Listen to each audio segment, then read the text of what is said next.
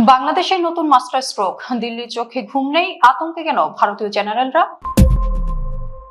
সন্ধ্যার ঢাকা, আকাশটা মেঘলা আর গুমট, কিন্তু এই স্বাভাবিকতার আড়ালে আজ রচিত হচ্ছে দক্ষিণ এশিয়ার ইতিহাসের সবচেয়ে বড় সামরিক ও ভূ রাজনৈতিক ভূমিকম্পের ব্লুপ্রিন্ট।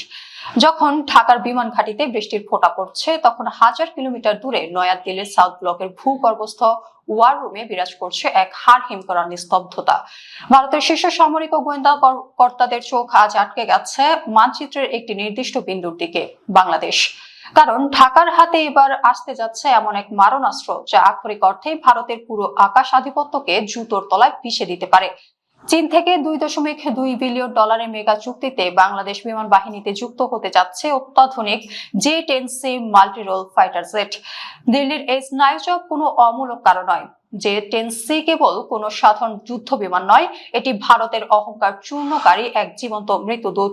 একটু ফ্ল্যাশব্যাকে যাওয়া যাক। 2025 সালের মে মাসে ভারত ও পাকিস্তানের মধ্যে সংঘটিত অপারেশন সিন্দুর নামক আকাশ যুদ্ধে এই J-10C ফাইটার জেটগুলোই ভারতের শক্তিশালী সুখোই 30 এবং মিরাজ 200 কে আক্ষরিক অর্থে খেলনার মতো উড়িয়ে দিয়েছিল। এই বিমানে রয়েছে AESA রাডার, যা শত্রু যে কোনো ইলেকট্রনিক জ্যামিংকে তুড়ি মেরে উড়িয়ে দেয়। এর সবচেয়ে ভয়ঙ্কর দিকটি হলো PL-15 দূরপাল্লার মিসাইল। শত্রুর বিমান চোখে দেখা অনেক আগে রাডার লক করে আকাশেই তাকে ভস্মীভূত করে দেওয়ার ক্ষমতা রাখে এই মিসাইল। এই J-10C ফাইটার জেট যখন আমরা ভারতের শিলিগুড়ি করিডোর বা চিকেন নেকের প্রেক্ষাপটে বিশ্লেষণ করব, তখন বুঝতে পারবো কেন সাউথ ব্লক আজ রাতে ঘুমোতে পারছে না। ভারতের মূল ভূখণ্ডের সাথে তাদের উত্তর পূর্বাঞ্চলীয় 7টি রাজ্যের যোগাযোগের একমাত্র স্থলপথ হলো মাত্র 22 কিলোমিটার চওড়া এই সরু ভূখণ্ডটি। বাংলাদেশ যদি উত্তরের লালমনিরহাটে বা সৈয়দপুর ঘাঁটি থেকে এই J-10C ওড়ায়, তবে উড্ডয়নের মাত্র কয়েক মিনিটের মধ্যেই এগুলো শিলিগুড়ি করিডোরের আকাশসীমায় পৌঁছে যাবে। এর শক্তিশালী রাডার এবং PL-15 মিসাইল মুহূর্তের মধ্যে ভারতের পূর্বাঞ্চলীয় কমান্ডের যে কোনো মুভমেন্ট লক করে দিতে পারে। চরম উত্তেজনার সময় বাংলাদেশের এই একটি স্কোয়াড্রন ভারতের পুরো 7 সিস্টার্স এর আকাশ যোগাযোগ ও সাপ্লাই চেনকে আক্ষরিক অর্থে পঙ্গু করে দেওয়ার ক্ষমতা রাখে। অর্থনৈতিক মন্দার এই সময়ে এত বিশাল চুক্তি কিভাবে করলো বাংলাদেশ? এখানেই লুকিয়ে আছে আসল মাস্টার স্ট্রোক।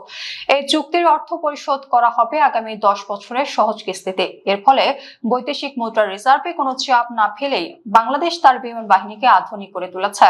এর সাথে লজিস্টিক সাপোর্ট, পাইলটদের অত্যাধুনিক ট্রেনিং এবং দীর্ঘমেয়াদী রক্ষণাবেক্ষণের গ্যারান্টিও দিয়েছে চীন। শেখ হাসিনার সরকারের পতনের পর ট্রানজিট, সীমান্ত বাণিজ্য এবং তিস্তার পানি নিয়ে ভারতের দাদাগিরি বাংলাদেশের সরাসরি ডাস্টবিনে ছুড়ে ফেলেছে। দিল্লির কট্টরপন্থীরা একে চীনের পকেটে ঢোকা বলে অপপ্রচার চালালেও ঢাকা প্রমাণ করে দিয়েছে তারা আর কারো আজ্ঞাবহ স্যাটেলাইট স্টেট নয়। কুর্মিটোলার রানওয়েতে যেদিন প্রথম J-10C এর চাকা মাটি স্পর্শ করবে, সেদিন তার গর্জনে শুধু ঢাকার বাতাসই কাঁপবে না, সেই শব্দ সাউথ ব্লকে ইটে ইটে গিয়ে আঘাত হানবে। রাফাল আর সুখেরই অহংকার আজ J-10C এর ইস্পাতের ডানার নিচে ঢাকা পড়তে যাচ্ছে। দক্ষিণ এশিয়ার আকাশে আজ শুরু হয়ে গেল এক নতুন স্নায়ুযুদ্ধ, যেখানে রিমোট কন্ট্রোল এখন লাল সবুজের হাতে।